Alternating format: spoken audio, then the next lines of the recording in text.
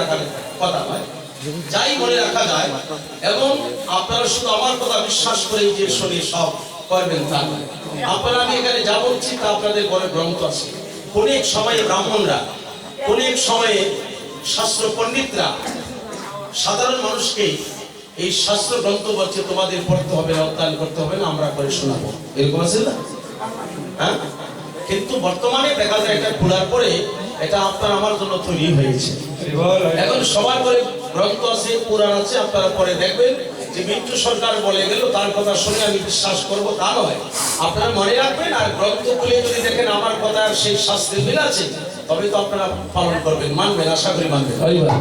আচ্ছা, আরেকজন মহাজন বলেছিলেন যে হঠাৎ কথা, আমি জানি যদি যে কথাটা গভীরে যদি চলে যায়, এখানে কয়েকজন ভক্ত আমার পরিচিত, আপনাদের এখানে হয়তো নতুন আসছে, অনেকেই আমাকে চিনবেন, যেহেতু আপনারা ইউটিউবে কীর্তন শুনে, কিন্তু আমি সবাইকে চিনতে পারছি না। তো এইবার নতুন আসছে, আশা করি আপনাদের যে নীরবতা সেটার মধ্যে বা নীরবতার কারণে আমি মানে আপনাদের কাছে কৃতজ্ঞতা জ্ঞাপন করছি। কারণ নিমজ্জিত হয়ে কীর্তন শুনে যাদের কৃষ্ণ অনুগত প্রাণ, একমাত্র তাদের জন্মটা হয়েছে কৃষ্ণময়ী ভণ্ডে। প্রহ্লাদ বলেছিল আমার পিতার নাম হিরণ্যকশিপু, কিন্তু আমার পিতা অসুর সবাই জানে, কিন্তু অসুরের সন্তান আমি শিশু থেকে হরিভক্ত হয়েছি একমাত্র আমার মায়ের গুণে। জয়নিতাই একটা সন্তান জন্ম দেওয়ার কারণ 90% মায়ের উপর নির্ভর করে, 100-র মধ্যে 90% ভালো মন্দটা, শতকরার মধ্যে কি 90% কে মা আর 10% বাবা। তাই প্রহ্লাদের মা বলছে আমার মা যদি কৃষ্ণ ভক্ত না হতেন আমি আমার পিতার মতো অসুর হয়ে জন্ম নিতাম। আচ্ছা, তাহলে আপনারা কি কিছু বলছেন, কথা বলবেন? আমি জানি আপনাদেরকে বললে আপনারা সেই কথা বলতে পারবেন, এই জন্য আমি গভীরে প্রবেশ করছি না। তবে আস্তে আস্তে যখন নিমজ্জিত হয়ে যাবে আমার মনে, তখন কোন জায়গায় কোন রাস্তা ধর্ম প্রভু নেবে সেটা আমি নিজেও জানবো না। পরিণামে মানুষকে সংসার ছাড়া করে দেয়, পরিণামে মানুষকে পাগল করে দেয়। পরিণাম কি সাধারণ বিষয়? নামের শক্তি আছে, নামের ক্রিয়া আছে, গুণ আছে। আচ্ছা, যদি বলি আপনার দেহের মধ্যে কয়টা দরজা বলেন তো, আর কোন দরজায় কি কাজ করছে পারবেন? তাহলে কোন দরজায় কোন কাজটা করছে? শ্রবণ শক্তি, নাসিকা, তাহলে কয়টা গেল? তারপরে বাক শক্তি 3টা, তারপরে 4টা, 5টা, 2টা, 7টা।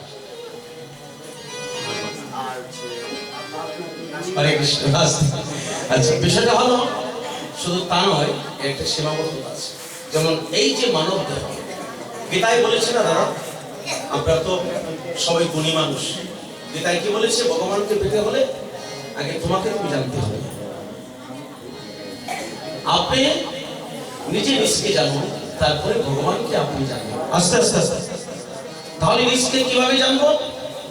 এই যে মানব দেহ কর নিরূপণ, চতুর্বিংশ তত্ত্বে ইহা হয়েছে গঠন।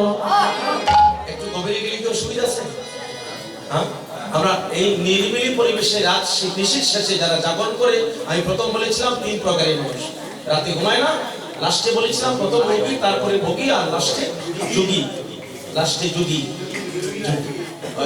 রোগী আর ভোগী, যোগী।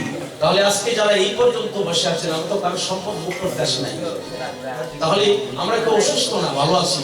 তবে আমরা জাগরণ করছি তার কারণ আপনারা এখানে যারা কৃষ্ণ চিন্তা করছেন, আমার মন বলছে আপনারা যোগীর মতো বসে আছেন। তাহলে বলেন, দেখেন কতগুলা, এই যে মানব দেহ কর নিরূপণ, চতুর্বিংশ তত্ত্বে ইহা হয়েছে গঠন, মহাভূত অহংকার সহকারী মন, এই 24 তত্ত্বে মানব দেহের গঠন। হ্যাঁ, পঞ্চভূত ষড়রিপু একত্র করিয়া তাহার মধ্যে বসিল লইবে গড়িয়া, নাভি মূলে দিগল পদ্ম রুক্ষাং জলয় আঁকি, কণ্ঠ জুড়ে সুরতল পদ্ম দিল রাখি, হৃৎপদ্মে বিরাজিত গো তামস যে গলে, কুল কুণ্ডলী দল দল নাভি মূলে, সরোবর, অষ্টদল পদ্ম আছে তাহারও ভিতর। 324 মধ্যে তুমি 32 নারী দেখো, বিশ্বদল নামে ইহা হয়েছে উল্লেখ। বামভাগে হিরায়ার, দক্ষিণে পিঙ্গলা, মধ্যভাগে সুষমা চন্দ্রবেদী হইয়া। তাহার মধ্যে আরেকটা নারী যাতায়াত করে, চিত্রা নারী বলে, মহাজন বলে তাকে তারে। তাহার মধ্যে বহু নারী প্রবাহিত হয়, অকান্দিয়া রস ধরিত্রী দাঁড়ায়। কারুণ্যামৃত কারুণ্যামৃত লাবণ্যামৃত রস, এর এক বিন্দু পান করিলে মন হইয়া যায় ভস। এই যে মানব তত্ত্ব যেই জলে জানে, যোগার নরলোকে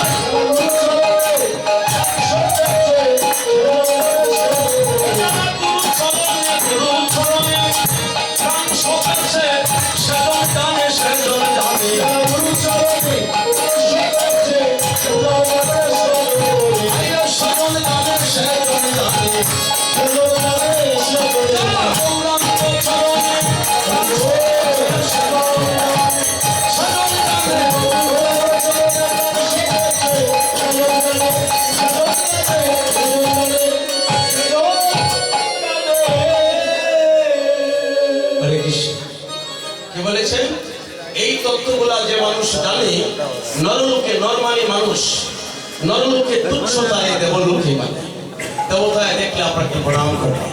কারা জানে? যারা গৌরাঙ্গ চরণে প্রাণ সঁপে দিয়েছে সেই ব্যক্তিরাই। যারা গৌর বলে কাঁদে, কৃষ্ণ বলে কাঁদে, তারা কেন কাঁদে? কিসের অভাব? দেখবেন টাকা পয়সা প্রচুর আছে, কিন্তু তারা কৃষ্ণ বলে সর্বদাই হরিনাম জপ করে কাঁদে। তার কারণ কি? যারা যারা গৌরাঙ্গ বলিয়া কান্দে